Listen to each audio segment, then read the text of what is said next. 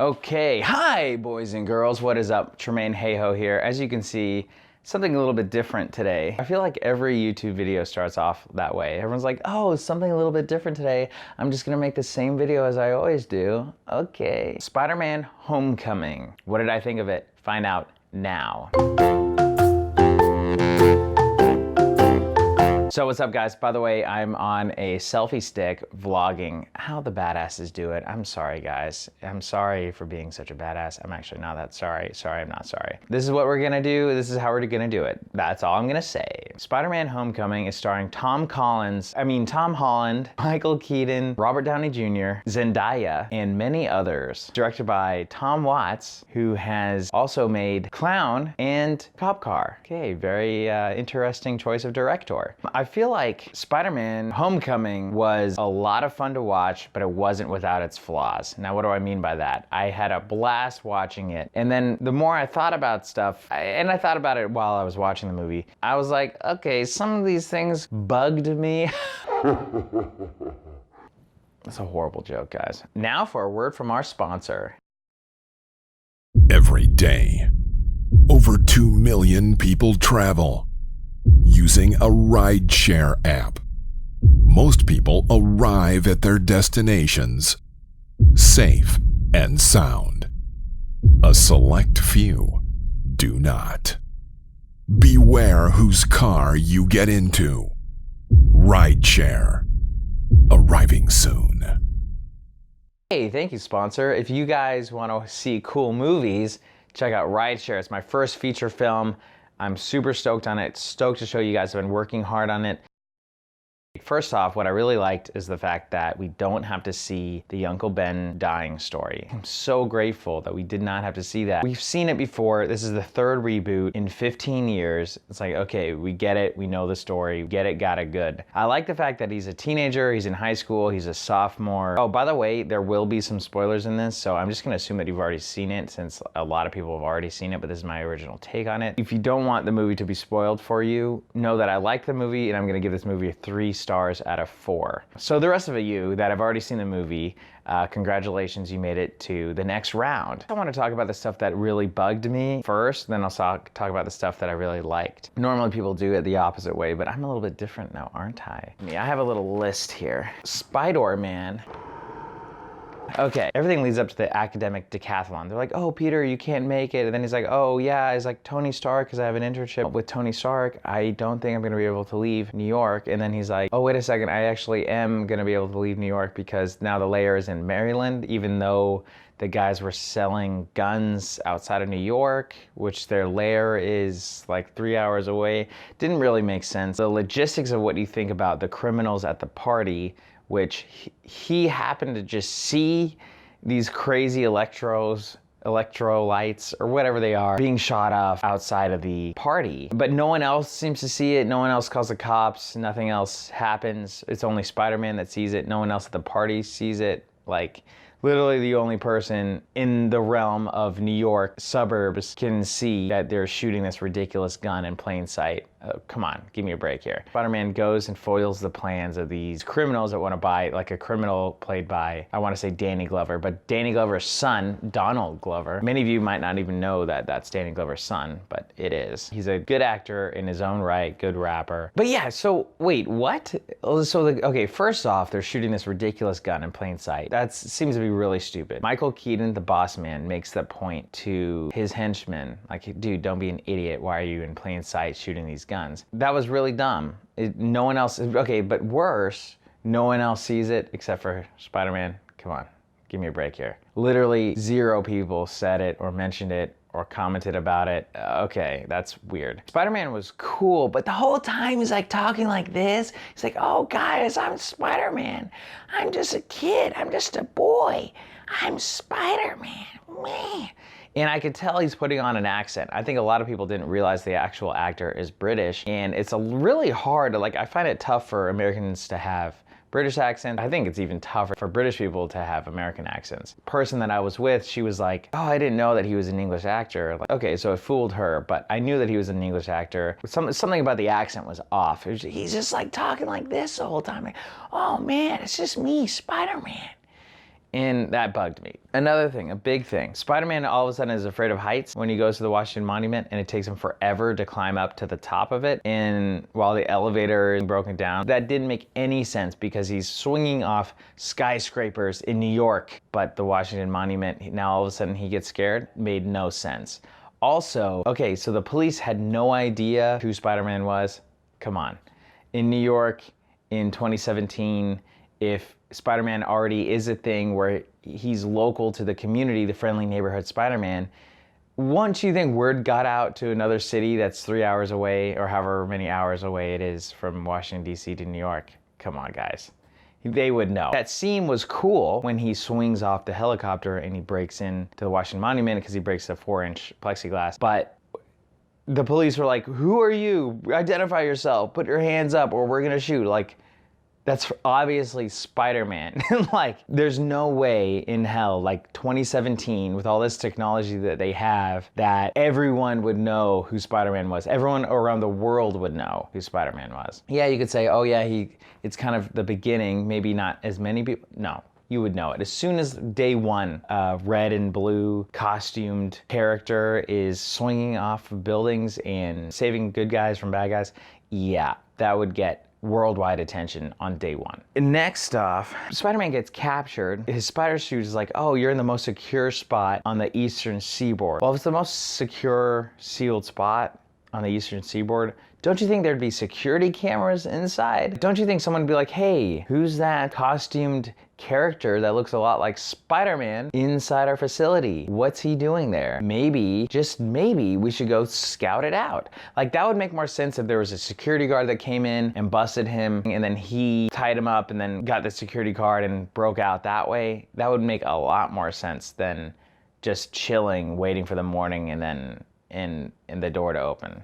Like, please, that didn't make much sense at all. Also, conveniency. Okay, so the Vulture is the bad guy. Michael Keaton's Vulture is the bad guy, who was a great bad guy. He was super entertaining to watch. I love the scene right before Homecoming when it's the dad and then the kid that is seeing the dad's daughter. He's having this conversation and he's like, while they're on the way, things are adding up. Oh, wait a second, I think this guy's Spider-Man. And he gives him that talk. That was fantastic. I love that part. But then they go to the homecoming dance and immediately Peters is like, I have to go. I'm sorry. It's like a coming of age teen drama set in school and it all builds up to the homecoming. It's called Spider-Man Homecoming, okay? And he's there for 2 seconds. Homecoming is literally maybe 20 seconds of the movie. Maybe, right?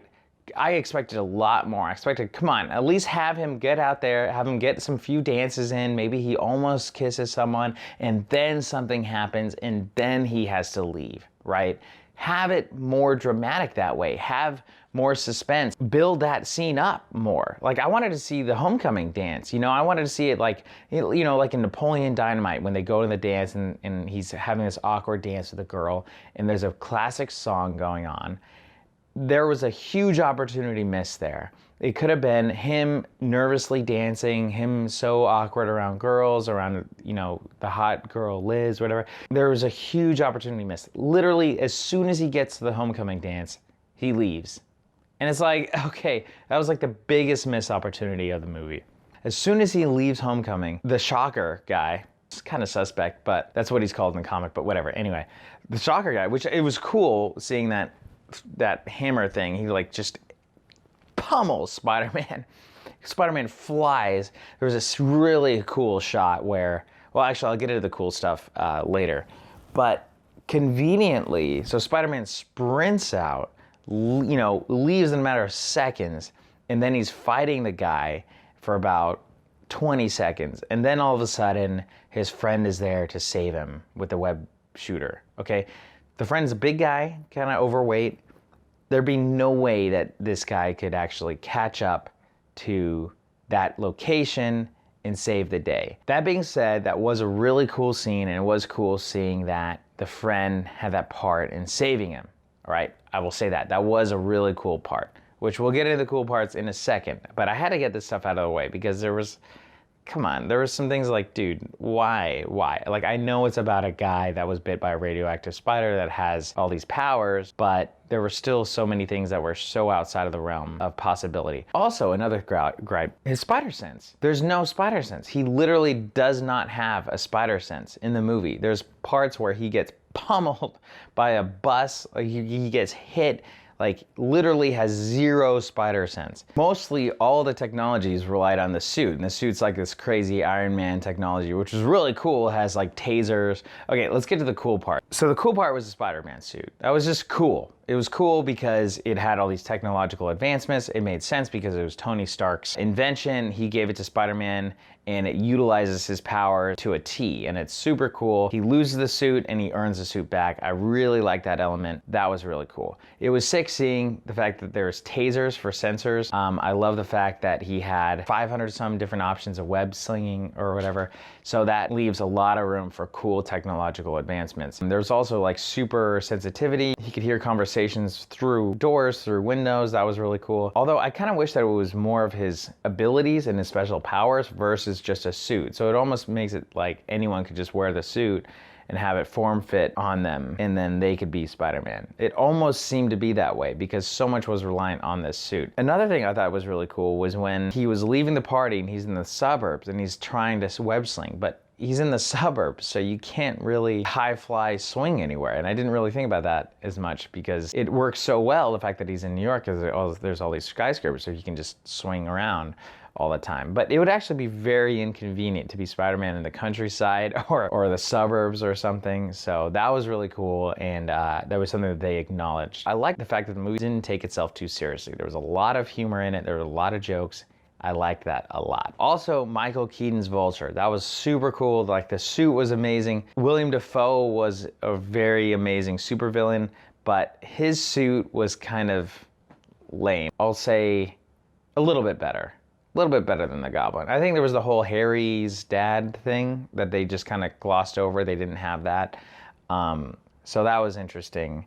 But it was very similar to the Oscorp situation because when Harry's dad is the Goblin, now we've got Liz's dad, his love interest, as the Vulture. So there's a very similar storyline there. And it seemed to be, when you think about it, like, okay, Liz's dad is rich. He has the means to create this. He's like an entrepreneur. He has a chip on his shoulder. He has a reason to be a bad guy. So similar thing with Harry. Harry's dad has a chip on his shoulder, is super rich, is an entrepreneur, and becomes a bad guy. So the more you think about it, it's like, okay, it's like the same story, but a little bit different. And that's essentially what it is. I mean, it's a reboot of Spider-Man. It's the third reboot in 15 years. So there's not much that is new. The new stuff is the suit. The new stuff is Iron Man, which, by the way, I love the fact that we had Iron Man there. It made a perfect mentor for Spider-Man. It made a lot of sense. So I really liked that. Oh, one more gripe was the guy that's supposed to be looking after Spider-Man, Happy, played by Jon Favreau, an excellent director in his own right. I love Iron Man. I love Zathura. And a lot of the movies that he's made. But his character was like, they were so lackluster. They didn't really care about Spider-Man. He's like, hey, don't call me, whatever. He saw Spider-Man as more of like a nuisance than as an actual guy to be looking after. So it didn't seem like he was really looking after, and maybe that's what they were going for. It seemed to be like he didn't really care at all about Spider-Man and didn't really want anything to do with him. And then also, wouldn't with the whole Vulture terrorizing the boat and the neighborhood and coming out, don't you think some of the Avengers would step in? I mean, they're like, oh, well, it's kind of a little bit below their pay grade. It was like, well, what is their pay grade? I mean, there's a freaking super villain with a Vulture costume that can chop steel and shoot crazy bombs and go through walls thing, which that was another cool aspect. I like that. They use these alien technology, which they didn't explain. They're like, oh, we have this alien technology that's here. What can it do? And then they don't really explain it at all. So I'm like, okay, that's very vague, and they can use whatever they want. Oh, what can this do? Oh, well, it's alien technology, so of course I can develop this. So that's kind of a weak point when you think about it, but it is kind of cool at the same time. It's like this cool magical power or whatever resource that an alien has that we don't have. But yeah, overall, Spider-Man Homecoming, a lot of fun. I enjoyed it a lot. Wasn't perfect. Was way better than the second Spider-Man reboot. Way better better than the third Spider-Man. I liked it better than the second Spider-Man. Was it as good or better than the first original Spider-Man back in 2002? It was pretty comparable. I think it's right up there with it. I mean, it's original enough, right? That's what I really liked about it. It wasn't just a regular rehash what they did with the Amazing Spider-Man, which that was kind of a lame reboot. I still enjoyed those too, but they're kind of lame reboots. I'd give those ones like 2 stars, 2.5 stars maybe. Out of 4. This is all out of 4, by the way. Oh yeah, Spider-Man Homecoming, 3 stars, very enjoyable. Watched it in 3D. I saw it in 3D, and that was really cool. That added a lot to it. So go out there, check it out, see it, watch it in 3D, have a good time. It isn't a perfect movie, but you'll have a blast watching it. All right, guys, thanks a lot for watching this video. If you want me to see more videos, comment below. What else do you want me to see? What else do you want me to review? I'm gonna be doing these hopefully once a week as I'm making a movie called Rideshare. It's coming out October 13th, Friday, October 13th. I'm doing these little movie reviews just to get you guys in the little movie mood so you guys can get ready, warmed up for the actual movie that's coming out October 13th, and it's called Rideshare. I've been doing these little movie reviews in between just to kind of keep you warmed up and get my editing, you know, give myself a break from editing a feature film to editing a little silly movie review. But I have a lot of fun talking about movies, and that's something that I feel like I should have been doing for a long ass time, but now I'm finally doing it, so exactly. All right, love you guys, see you tomorrow, bye. Subscribe, okay, my name's Tremaine Hayhoe. Watch my movie, Rideshare movie. Okay, bye.